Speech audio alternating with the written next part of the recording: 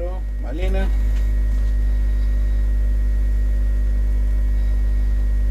Bien. Bueno, vamos a empezar. Bien, el capítulo que vamos a trabajar es el número 3, ¿no? Este se llama Las uniones químicas. Dice. Empezamos con una frase que dice: la manera de tener buenas ideas es tener un montón de ideas y tirar las malas, dice el señor Linus Carl Pauling. Bien. Este señor, Linus Carl Pauling, ustedes han escuchado Pauling, del diagrama de Linus Pauling que está en la tabla periódica, en la parte de atrás, y que usamos para armar, ¿se acuerdan la configuración electrónica? Cuando armamos 1S2, 2S2. Sí, profe. Bueno, eso fue obra de este señor que está acá. Bien, este fue un químico estadounidense que recibió 2 premios Nobel muy diferentes. En el 54 el de química, por describir la naturaleza de los gases químicos, y el de la paz en 1962, por su campaña contra las pruebas nucleares. Bueno, tuvo una infancia difícil por la muerte de su padre, que era farmacéutico y que seguramente influyó en su vida. A los 13 años comenzó su interés en la química cuando su amigo Lloyd Jeffreys, un ingeniero químico, le demostró cómo el ácido sulfúrico podría transformar el azúcar en carbón negro. Experimento que está. Durante la década del 30, Pauling introdujo conceptos que ayudaron a revelar las fuerzas las fuerzas de enlace en las moléculas. Utilizó técnicas como la de rayos X, ¿se acuerdan rayos X con Marie Curie? Y la difracción del electrón, con la que pudo calcular las distancias entre átomos y los ángulos de sus enlaces. Datos con los que pudo explicar la estructura de numerosas moléculas, desde las muy simples, como el metano, hasta las más complejas, como las proteínas. Su teoría de la valencia dirigida, es decir, la capacidad de un átomo para combinarse con otros átomos, fue consecuencia de sus tempranas investigaciones, al igual que el carácter iónico parcial de los enlaces covalentes, átomos que comparten electrones.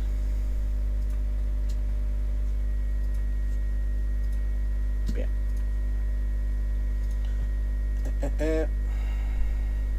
Estamos acá. Comparten electrones. Su concepto de electronegatividad como energía de atracción de los electrones en un enlace resultó útil y clarificador de las propiedades de numerosas sustancias. Las ideas sobre el enlace químico fueron desarrolladas en una serie de artículos publicados en sus inicios como investigador y recogidas en su libro La naturaleza del enlace químico y la estructura de las moléculas y cristales del 39. Bien. En esta actividad, digamos, acá nos habla de cómo Linus Pauling empezó a diagramar la teoría de la formulación de las moléculas y los tipos de enlace. Acá van a ver en la foto que tiene un modelo de una molécula, supongo yo, dice modelo molecular, pero esto podría ser un compuesto de carbonos, de unos cuantos carbonos, por ejemplo. Esta es la forma de modelizar tanto esta como la que tiene acá el señor. Bien. En las actividades que tenemos acá, nos pregunta: ¿qué es la electronegatividad? Dice, si no te acordás, podés buscar el concepto en el capítulo 2. Eso está en el capítulo 2 cuando mencionamos las propiedades de la tabla. Bien. 2 dice: ¿de qué manera podés interpretar la frase de Linus Pauling? La manera de tener buenas ideas es tener un montón de ideas y tirar las malas. ¿Habrá tenido que ver con sus investigaciones? ¿Qué les parece a ustedes esa frase? ¿Cómo podrían ustedes interpretar? Les pregunto, a ver si se pueden decir algo. Como que pensar muchas hipótesis y vas viendo cuáles son más lógicas. Te escucho un poco cortada.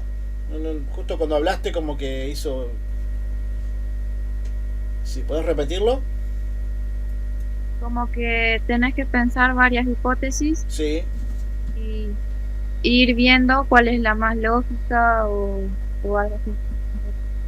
Bien, bien. Bien, bien. Está bien rumbeado. ¿Algún Yo pienso otro? que sería seguir adelante con tus ideas y tirar para atrás las malas vibras, los malos Bien. pensamientos sería. Bien, tenemos las hipótesis, tenemos la los pensamientos, bien. Están las dos bien orientadas. ¿Algún otro? No tengan miedo de... O sea, eso es una pregunta de interpretación. Puede haber, como ya vimos, dos diferentes en dos chicos. Dos chicas, perdón. Los alumnos. Como, no sé. Le repito, dice, la manera de tener buenas ideas es tener un montón de ideas y tirar las malas. ¿Habrá tenido que ver con sus investigaciones? Imaginar muchas cosas y las que no te parecen correctas o las que no te terminan de convencer que no las uses. Bien, muy bien. Bien. Allá vamos a ver de vuelta el texto, ¿no? Vamos a ver la primera, que dice acá. Él recibió 2 premios Nobel. ¿Saben lo que es el premio Nobel? ¿Han escuchado alguna vez? ¿Ganó el Nobel? Sí, de escuchar, sí. Pero Por ejemplo, Marie Curie ganó Nobel de Química y Nobel de Física. Creo que es la única mujer que ganó ambos premios. O la primera seguramente. Y después acá él ganó el de Química, porque es un premio Nobel, creo que era una academia de Suecia, una universidad en Suecia, que felicita, digamos, o premia a un investigador o a un grupo de investigadores por un avance científico. Puede ser, no sé, acá dice, describió la naturaleza de los enlaces químicos, o sea, cómo se forman las moléculas o cómo se diagraman, ¿no? Con ese descubrimiento le dieron el premio Nobel. Bien, pero después dice que le dio el premio el Nobel de la Paz por su campaña contra las pruebas nucleares o bombas atómicas. O sea, él, un emblema de la química, digamos, ganó un premio Nobel de Química, pero también combatió contra un invento de la química que son las bombas nucleares, como ya hemos visto, ¿no? Entonces, acá, por ejemplo, yo lo puedo interpretar de esta forma. Dice, tener buenas ideas es un montón de ideas, o sea, un montón de trabajos puedo hacer, por ejemplo, lo que hizo él, o también lo que inventó o descubrió Marie Curie, ¿no? Son muchas ideas, pero, por ejemplo, cosas que utilizó, que inventó Marie Curie, por ejemplo, se utilizaron como base ¿para qué? Para las bombas nucleares en años posteriores. O sea, ¿eso a ustedes qué les parece? ¿Una buena o una mala idea una bomba nuclear? ¿Qué les parece a ustedes? ¿Cómo será? ¿Bueno o malo una bomba nuclear? malo. Obviamente. O sea, es un arma de guerra. O sea, cualquier arma de guerra ya es negativa, pero una bomba nuclear, si ustedes ven lo que pasó en Japón con Fukushima o en Chernobyl con el desastre de Chernobyl, del reactor 4, esa tierra quedó inhabitada por 24.000 años. 24.000 años. Imagínense lo que hará, o la destrucción que tiene una bomba atómica,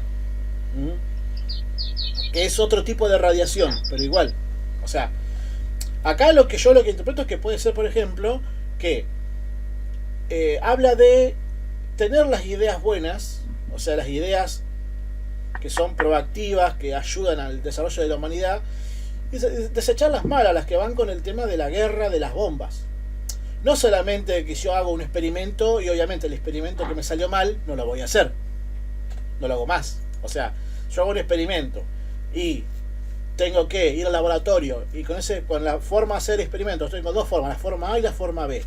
La forma B me destruye el material de vidrio, no lo voy a hacer más, hago la forma A, que me sale bien. O sea, no es solamente lo hago bien, lo hago mal.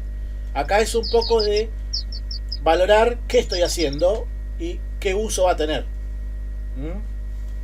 Algo así puede ser. Bien, en la fotografía dice, podés ver unos cuantos modelos moleculares. Por ejemplo, pregunta, ¿qué representarán las bolitas y los palitos? Vamos a ver acá en esta foto. Sí. En esta foto son dos modelos moleculares, ¿no? Acá también se ven atrás un poco borrosos. Para ustedes, ¿qué representan las bolitas y los palitos? Así a simple vista, capaz. Las bolitas podrían ser los electrones o neutrones y eso. electrones o neutrones. ¿Y los palitos? Las uniones. Bien, los palitos son las uniones, muy bien. Eso ya lo acertamos.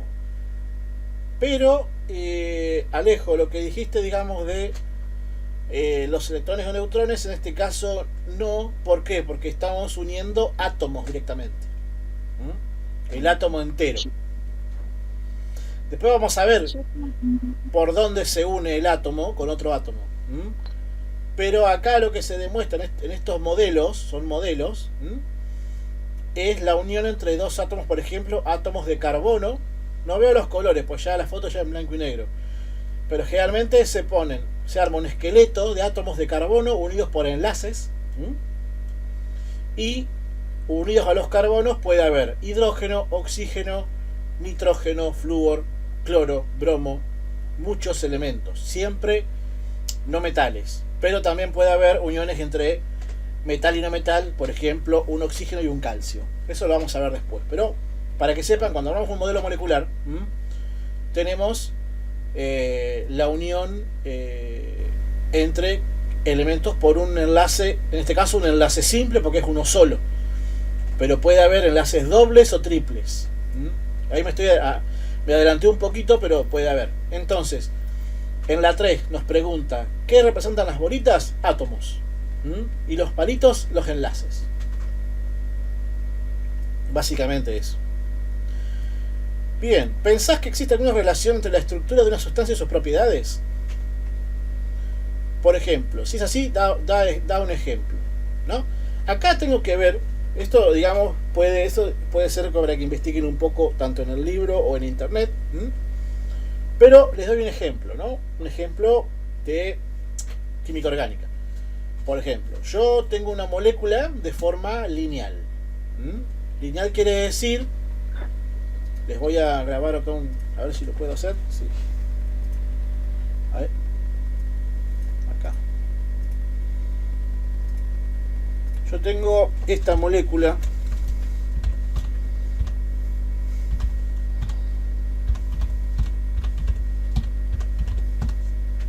Bien. Esta molécula de 5 carbonos, que se llama, de enlace simple, se llama pentano, ¿no? Pero el pentano puede estar también, les doy un ejemplo, puede estar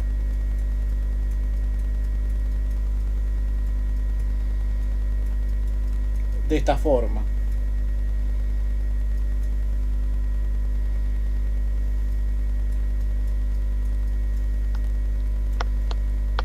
SH3. Y acá ahora le saco, le borro acá porque esto no va. Ahí está. Bien. Esta molécula lineal, como está acá, de forma lineal, puede estar de forma ramificada. O sea, tiene los mismos elementos, los mismos átomos, pero está ramificada. Por ejemplo, la estructura va a ser diferente. Es la misma molécula, pero armada de forma diferente. Entonces, esta molécula lineal va a tener un punto de fusión y un punto de ebullición diferente a la molécula ramificada, ¿no?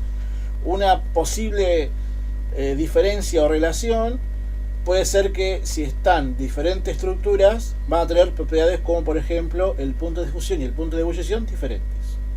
Algo así sería la parte 4. ¿Alguna duda de esto? ¿Pregunta? De hecho, entonces que una molécula sería una unión de átomos. Exacto. ¿Ah, sí?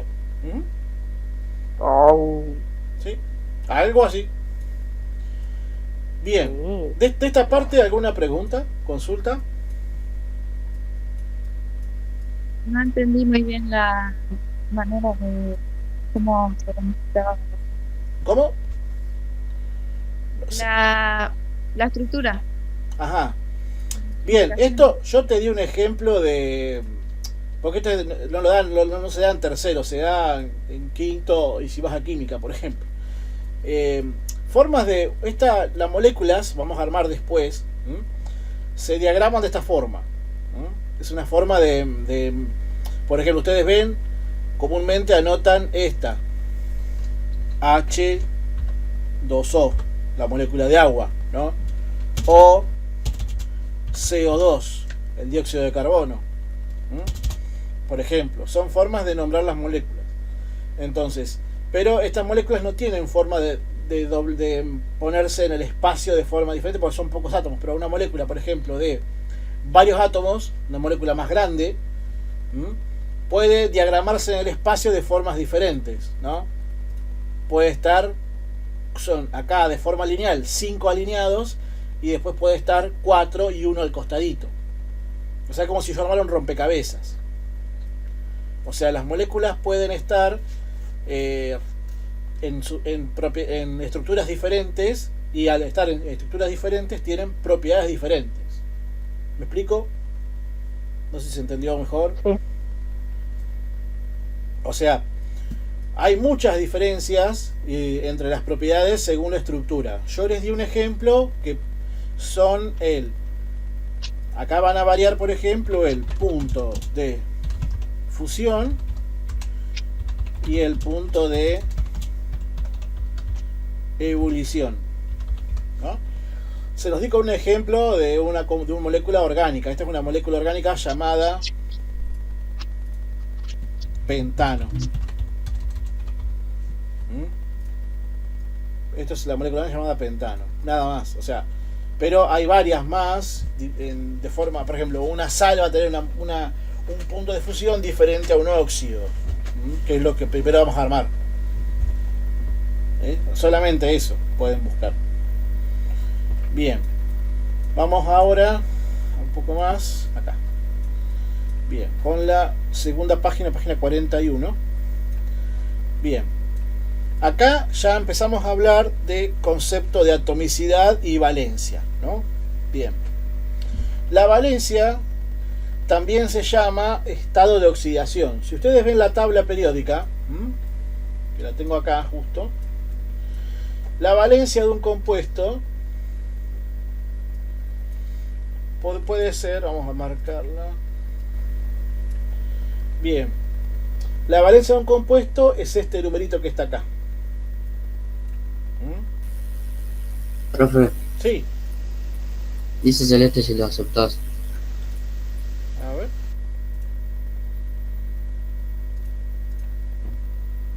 No me sale para...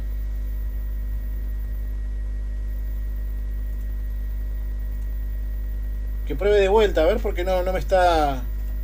Si no me saldría la notificación.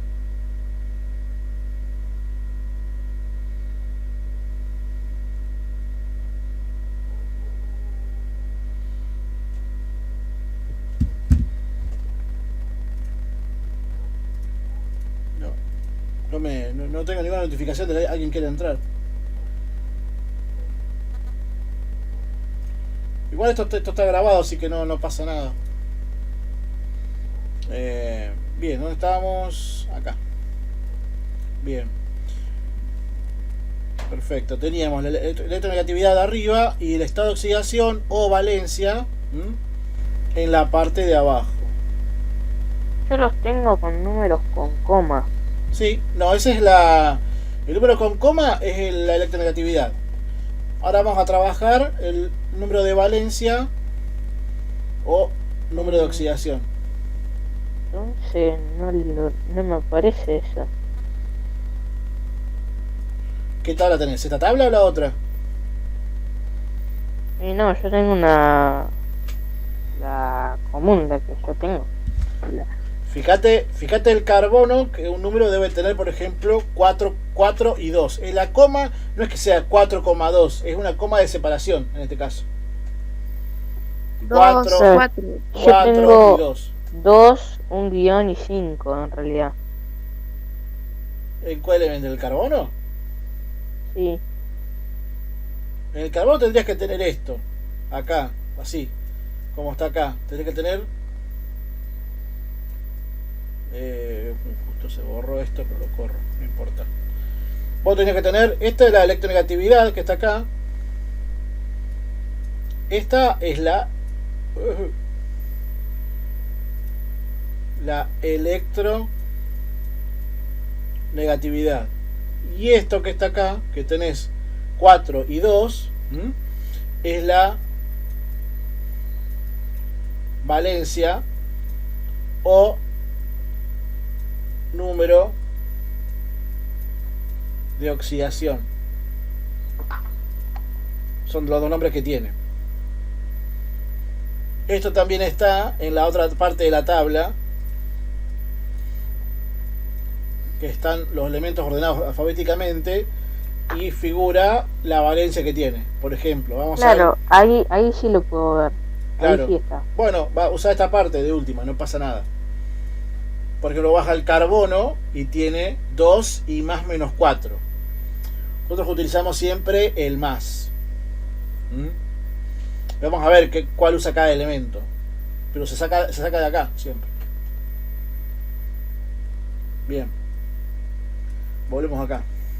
Eso era para ver el tema del concepto de valencia y atomicidad. Bien. Bueno, ¿se acuerdan del modelo de Dalton? Que fue el primero que vimos. Bien, según el modelo de Dalton, lo distinguían átomos simples y átomos compuestos.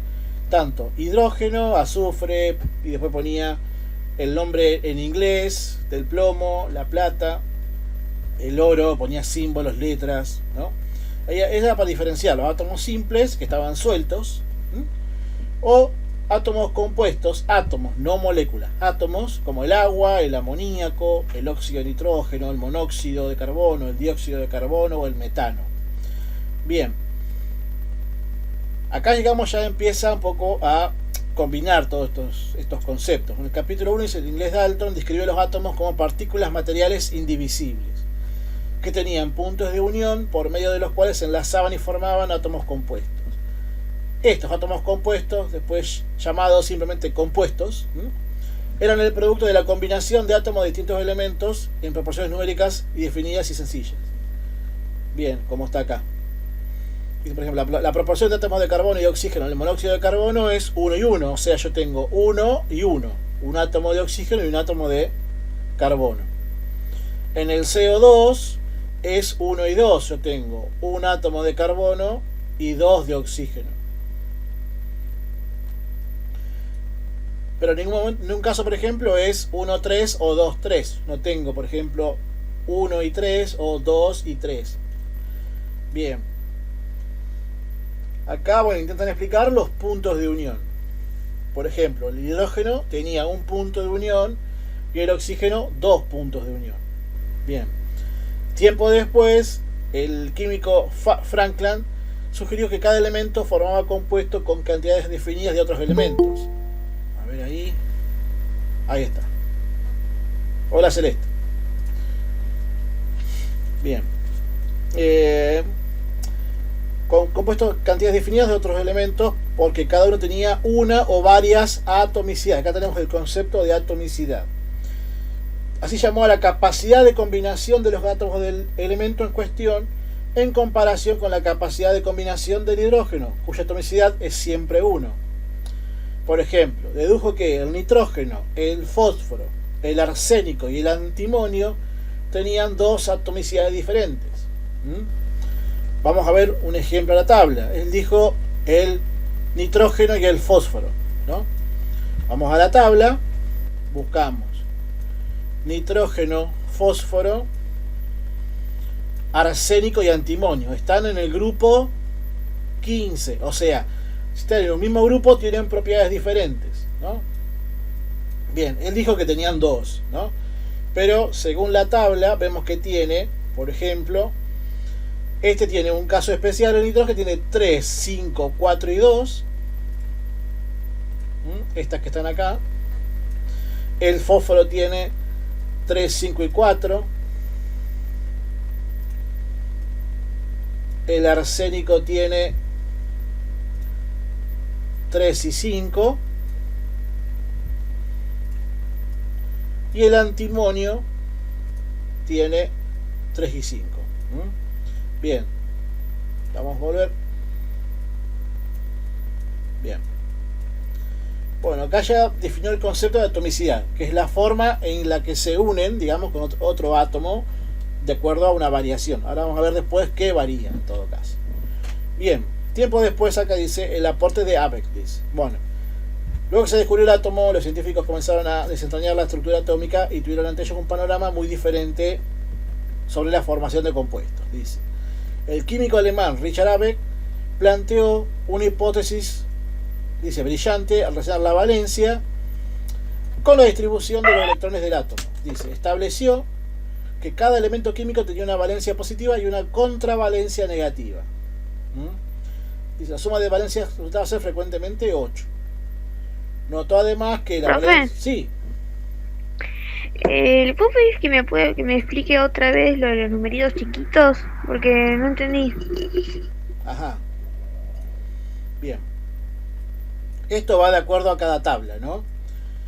Vamos a ver después, justo estamos en esto, pero cada elemento tiene un número de oxidación o número de valencia, que es la forma en la cual el número tiene para variar su estructura final de electrones para conectarse con otro elemento. Por ejemplo, vamos a ver el oxígeno. ¿Qué número tiene acá el oxígeno? Tiene solamente un 2. Este sería el número de valencia. Ahí es el número de valencia. Después tiene el azufre, por ejemplo, tiene 2, 4 y 6. ¿Ves que tiene estos símbolos acá? Es un más y menos. Significa que tiene valencia. Profe, Sí. a mí me parece que el oxígeno tiene número de oxidación menos 2. ¿Cuál? El oxígeno. Ah, el oxígeno. Sí, está borroso ahí. Sí, sí, sí. Menos 2, perdón. Me parecía Profe, raro. Sí. pero a mí en oxígeno me aparece... Primero me aparece un 2 y después abajo me aparece un 6. Y por abajo no hay nada. Pero ¿vos tenés esta tabla o tenés otra? Tengo otra. Ah, puede variar. La valencia del oxígeno Sí, en este caso es menos 2. Lo que te puede parecer abajo es esta es la distribución de electrones del oxígeno, que es 2-6. Ahí puede Sí, variar. eso me aparece. Claro, es diferente. Después vamos a ver, vamos a hacer una tablita de poner todas las valencias de cada elemento, o los elementos que más utilizamos. No vamos a hacer los 118, pero vamos a hacer unos cuantos para ver cuál usamos de cada uno en cada caso, ¿no?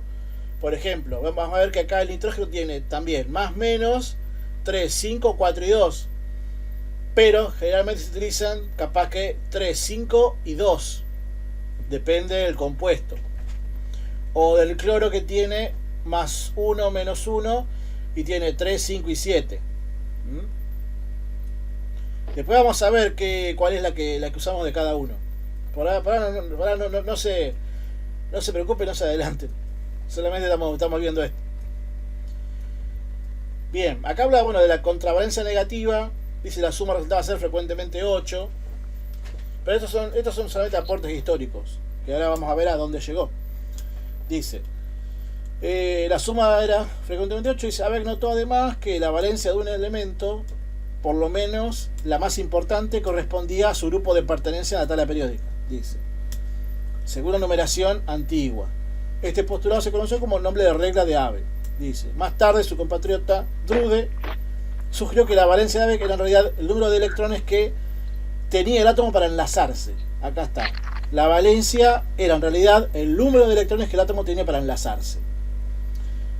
Habíamos visto lo de la regla del octeto. Yo les comenté eso. La teoría del octeto. Pregunto. No. Bueno. No. Bueno, es lo que viene ahora, por ejemplo. Bien. Acá hay una actividad que dice indica el número de atomicidad del químico Franklin, la atomicidad del carbono y la del cloro en los siguientes compuestos. Esta actividad por ahora no. Por ahora no. Porque eso todavía falta un poquito más de concepto. Bien. Bien. Página 41 y 42. Bien. Acá empezamos a hablar, después en la siguiente página,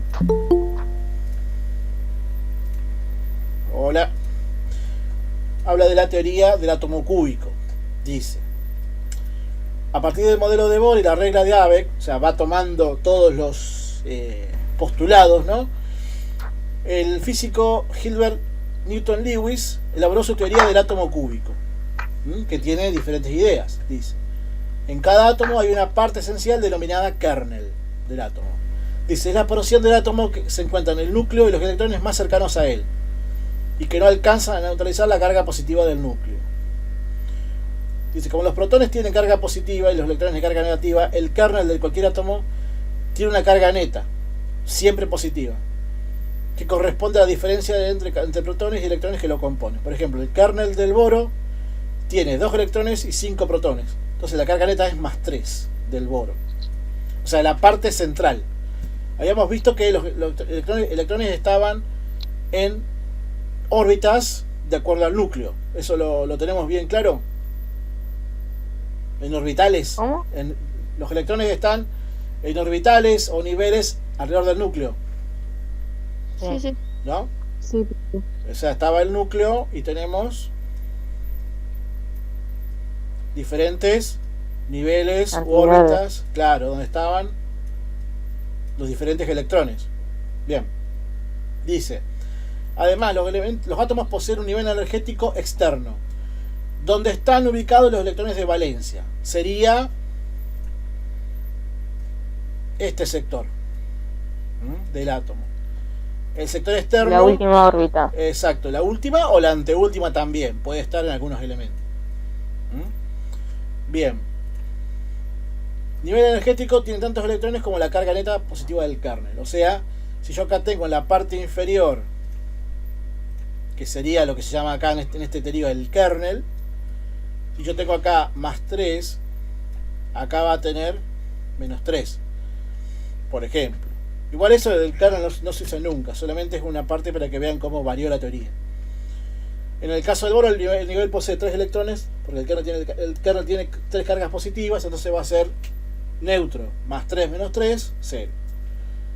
Bien, este valor coincide con el número del grupo de la tabla periódica a la cual pertenece cada elemento. Dice: el boro pertenece entonces al grupo 13A, antes 3A de la tabla periódica. Dice: en general, los átomos tienden a adquirir electrones hasta que su nivel energético externo alcanza los 8 electrones. Esa es la llamada regla del octeto. De acuerdo a esta idea, Lewis decidió representar los átomos como cubos y los electrones del nivel externo como esferas en sus vértices. Eso es mucho teoría que no vemos. Los últimos niveles de energía. No. El aporte de Lewis.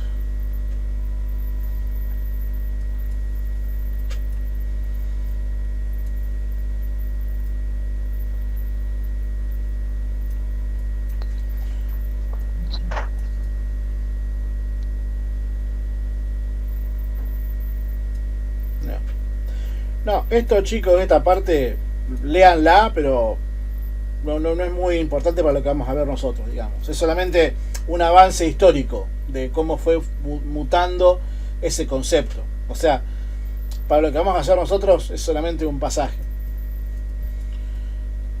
Bien, existe acá el otro concepto, sí, acá está, electrovalencia, digamos que es lo último que vamos a ver hoy, por ejemplo. Dice: la electrovalencia, ahora pasamos a otro concepto, dice: ¿existe alguna relación entre el número de protones y los electrones del nivel energético externo? Esto nos pregunta. Dice: ¿qué ocurre con los elementos representativos del tercer período? En el sodio, el electrón del último nivel de energía es atraído por los 11 protones del núcleo. En el magnesio, por 12. En consecuencia, la atracción ejercida por el núcleo sobre los electrones del nivel energético externo se incrementa a medida que recorremos el periodo del grupo 1 al grupo 18. Dicho de otro modo, los átomos de cada elemento tendrán cada vez mayor dificultad para acceder a los electrones. Por ejemplo, si vemos la tabla, acá no hablamos del sodio, ¿no? Acá tenemos al sodio, que tiene en su último nivel, tiene un electrón, porque tiene 2, 8, 1. Dice: a medida que avanzamos hacia acá, esto es un metal, ¿no? Acá tenemos un metal. Pero si avanzamos hacia el borde, ahí ven.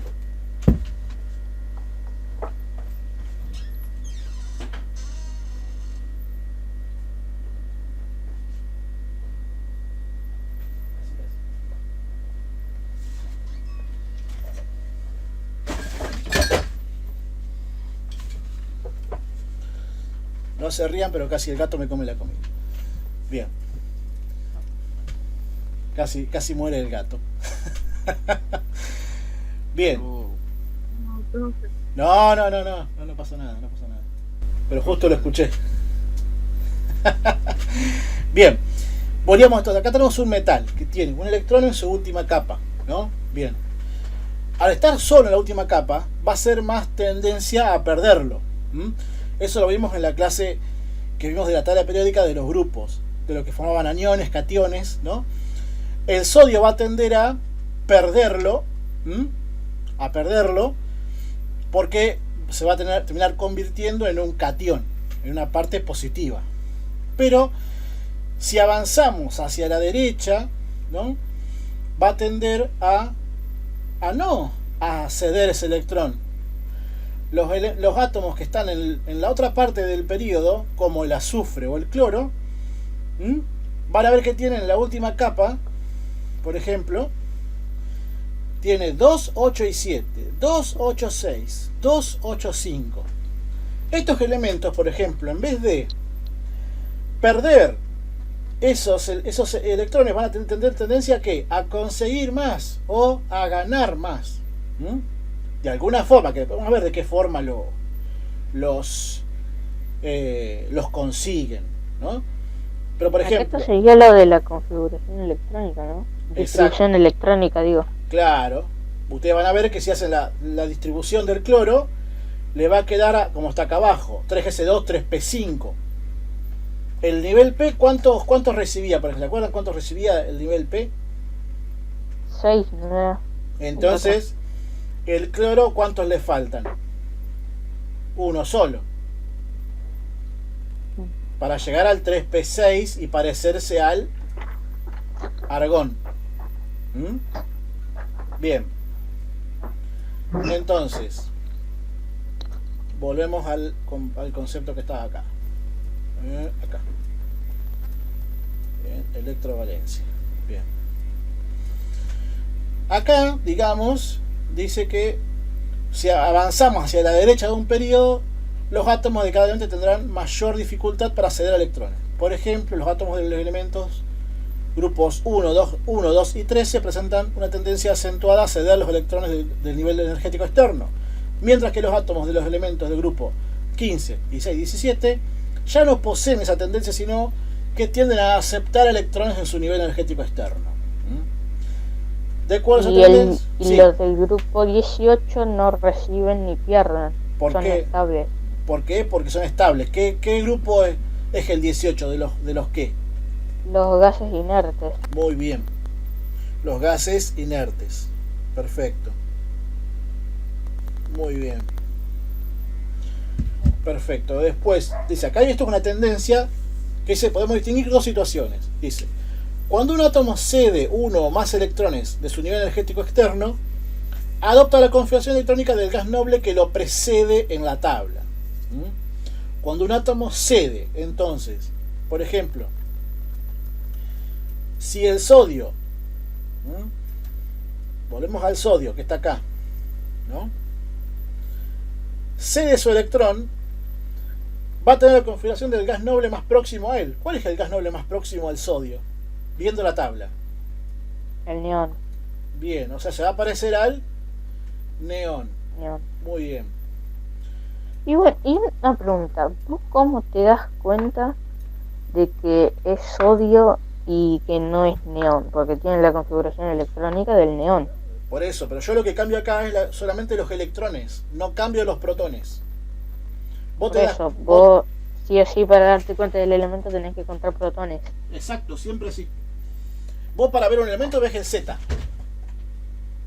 Claro. Siempre ves el Z, nunca ves nunca ves los electrones. Eso puede ser un sodio que sea un catión o un anión. Pero va a ser un catión, perdón. Pero nunca va a cambiar. Eso no lo entendí bien, lo de los cationes y aniones. Ahora te lo explico. Recordemos, sodio, o mejor dicho,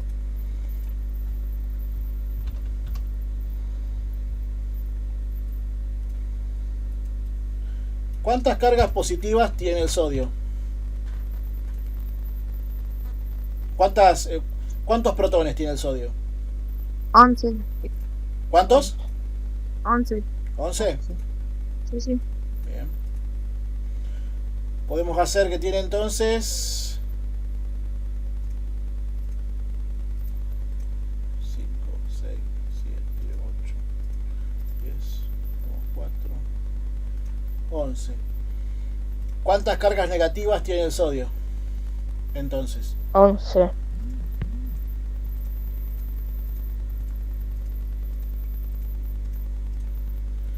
bien, si yo tengo un átomo estable de 11 cargas positivas y 11 cargas negativas, si el sodio, por ejemplo, va a ceder una carga negativa, ¿con qué carga va a quedar ese elemento, por ejemplo? ¿Con qué carga? Si yo le saqué una negativa,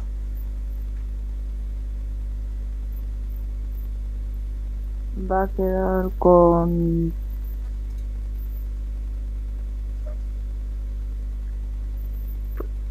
Positiva. si yo tengo 11 positivas y ahora tengo 10 negativas, ¿qué les parece a ustedes? Sí, claro, no queda estable, no está estable. No, pero ¿con qué carga va a quedar? Yo tengo 11 positivas y ahora tengo 10 negativas.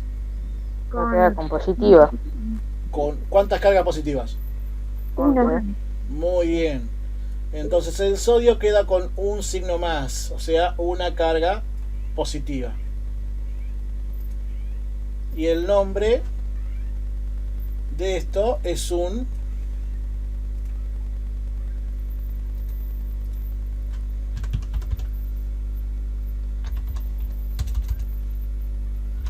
catión.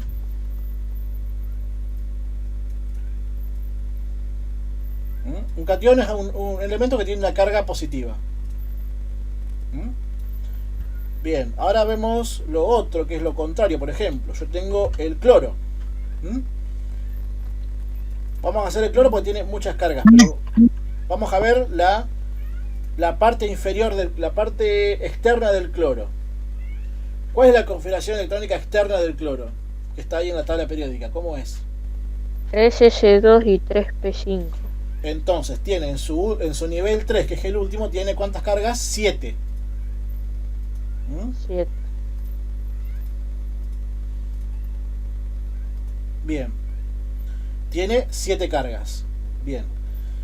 Entonces, en total, si vemos que el cloro tiene ¿cuántas cargas? ¿Cuál es el número de protones del cloro? 17. Bien. 17 protones.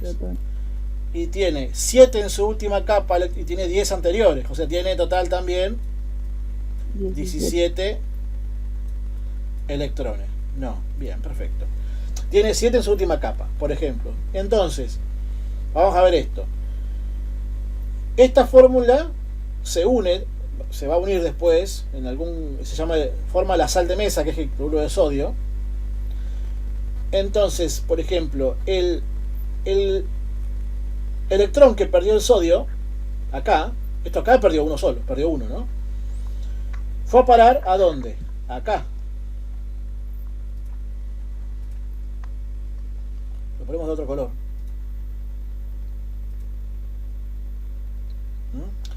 Ahora, ¿cuántas cargas tiene el cloro si recibió un hidrógeno? Un 8. electrón, perdón.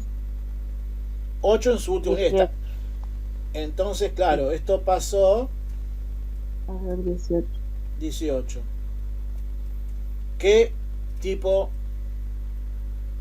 qué carga quedó ahora? Si tiene 17 positivas y ya tiene 18 negativas. Carga positiva. Carga negativa. Carga negativa. Una negativa, sí. Más negativo. Bien, queda con carga negativa. Entonces, esto se grafica cuando armamos, vamos a armar estos compuestos, ¿no? Pues se grafica con un signo negativo. Y el nombre es anión. El anión cloro es un cloro que recibió un electrón que estaba antes acá. Cuando esta molécula se une, este le da un electrón a este logra la configuración del neón, ¿no? Y el cloro, con el que le dan, logra la configuración del argón, que es el gas noble más próximo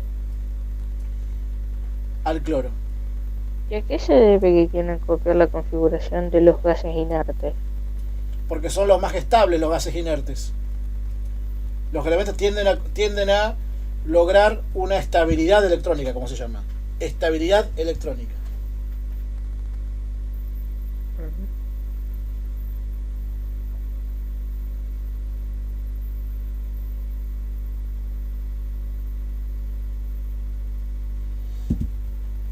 ¿Se entendió? ¿Lo puede explicar otra vez? ¿Cómo? Que si lo puede explicar otra vez. Bueno, por ejemplo, el sodio tiene en su último nivel tiene un solo electrón. Tiene en total 11 cargas positivas y 11 cargas negativas. Bien. Cuando el sodio se va a combinar con otro elemento, va a tender a ceder su electrón. Cuando cede el electrón, lo va a perder, entre comillas, ¿no? Entonces va a haber un desbalance de cargas. Ese desbalance de cargas yo tengo que ver cuántas tengo de cada signo. Como tengo ahora 11 cargas positivas y tengo 10 negativas, el sodio se va a convertir en un catión, o sea, un elemento con una carga positiva más. Puede haber elementos que pierdan 2 hasta 3 cargas. Entonces va a haber cationes de un signo más, cationes de 2 signos más o de 3 signos más. Eso es porque el metal, como es el sodio, tiende a perder electrones. Bien. Luego tengo al cloro. Por ejemplo, el cloro es un no metal, es un halógeno del grupo 17. El cloro tiene, en su estado base, tiene 17 cargas positivas y tiene 17 cargas negativas. Entonces, ¿qué sucede con el cloro? Como tiene 7 en su último nivel, como está en la tabla periódica, va a tender a captar un electrón de algún otro átomo. En este caso, el sodio, por ejemplo. Ese electrón que perdió el sodio lo ganó el cloro. El cloro completó su último nivel, logrando la configuración electrónica de ¿quién? Del gas noble más próximo al cloro, que es el argón, en este caso. Y hay un desbalance de cargas, nuevamente. Como teníamos de cada signo 17, ahora tiene 17 positivas y tengo 18 negativas porque sumé una negativa más. Entonces el balance de cargas del cloro ahora es -1 o menos. Como el del sodio es más o +1. El nombre de estos compuestos, cuando quedan compuestos con signo positivo, se llama catión. El catión sodio es un sodio que tiene un signo más. O el cloro, el anión cloro, es un anión, es un cloro con un signo menos, o sea que ganó un electrón. ¿Se entendió ahora? Sí, profe, gracias. Perfecto. ¿Alguna otra pregunta?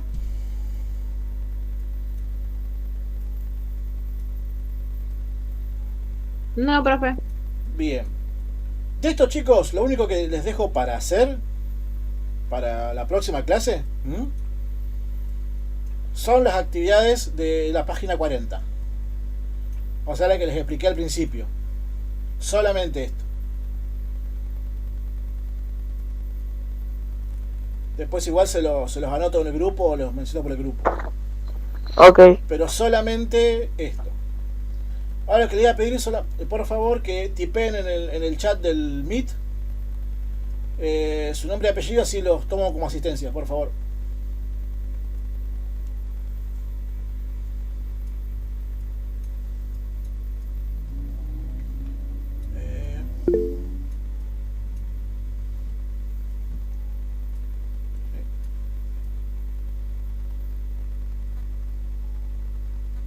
Sí, y después de la clase que viene continuamos con lo demás, pero ya un poco más con esto ya está un poco más sabido. Hola, profe, ¿me podría explicar las actividades de la página 40? Porque yo entré tarde y no la escuché. Sí, yo lo expliqué al principio, ahora lo explico de vuelta un poco más rápido. Ya te digo. Bueno.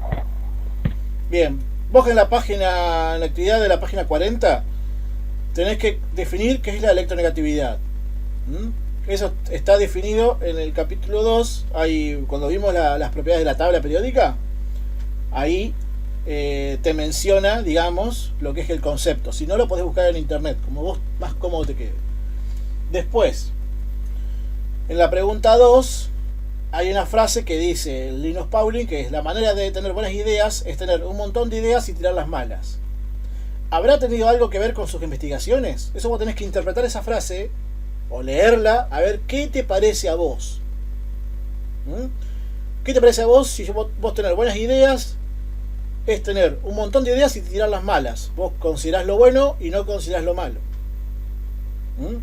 Eso es de interpretación personal. Más que nada, ¿qué te parece a vos o qué pensás vos de esa frase? Bien. En la fotografía que está acá representan, hay modelos moleculares, ¿no?, que están acá. La pregunta es, ¿qué representan las bolitas y los palitos? Las bolitas representan, yo te la digo yo porque para más fácil, representan las bolitas los átomos y los palitos son los enlaces. En este caso son todas moléculas de enlace simple, pero puede haber moléculas de enlace doble en algún momento. Esa es la respuesta de la 3. Ya la digo, se las digo así ya queda un poco más fácil. Bien. Y en el punto 4, acá nos pregunta si hay una relación entre la estructura de una sustancia y las propiedades, ¿no? Hay relación, sí, les digo, hay relaciones, pero por ejemplo, yo les mencioné una, que es un compuesto de 5 carbonos que está acá, llamado pentano.